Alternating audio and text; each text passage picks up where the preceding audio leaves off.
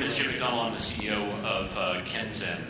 And Kenzen is really focused at identifying those physiological changes that are indicators of injury and illness. As an example, core body temperature elevation for industrial workers is often a precursor to an injury, a dehydration, and potential for rehospitalization.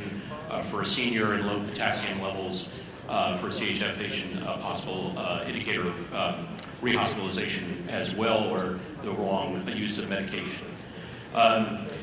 If we look just at one specific set of biomarkers that are available in sweat, there's a whole series of biomarkers that, and we'll go through our roadmap in terms of what we're focused on. Potassium is a tremendous opportunity to correlate to a number of diseases which are the cause of significant expense, as well as implications to the patient's ability to better manage their disease. And if you compare the ability to look at the non-invasive use of sweat to look at the patient's progression as it compares to the current standard of care, there are significant improvements both in terms of cost as well as the impact and implication to the patient themselves.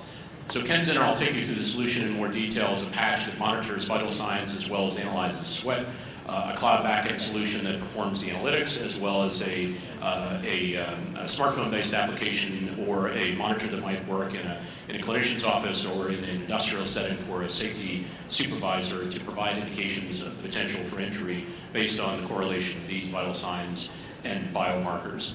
Sweat, as you probably know, has been a treasure trove of information for many years, and certainly has been very influential in looking at and understanding cystic fibrosis. But the biomarkers available in sweat really are largely untapped in terms of their opportunity to drive a significant impact in terms of how we understand the possibility of injury or illness. The Kenzen solution includes both a continuous monitor as well as a disposable patch. The patch is where the chemistry resides. Initially focused on looking at the pH and sodium as an indication of hydration levels. But as we move across the landscape of biomarkers in potassium, glucose, and proteins, we have an opportunity really to focus at a whole panoply of different conditions. And the patch can be formulated very specifically for the kind of chemistry that we want to focus on based on the indications of that particular individual. And combined with all the vital sign monitors you see there that we're monitoring continuously, the machine learning algorithms give us the opportunity really to provide unprecedented insight into that individual. As I said, it's an end-to-end solution that involves the patch, or the monitor, the disposable patch, a cloud backend solution, which is where our machine learning and AI resides, where we do the correlations that provide the actionable insights back, a mobile application that will be used either individually and then as well as a web application that allows, for example, a safety supervisor in a factory, I'll talk more about that here in a moment, or a clinician. We are really focused on the B2B market. Just highlight a couple things here. We're a Google Demo Day winner in London in May of this year and run the TechCrunch Athlete of the Future. We have a very big focus on professional athletics as a potential market or as a prospective market.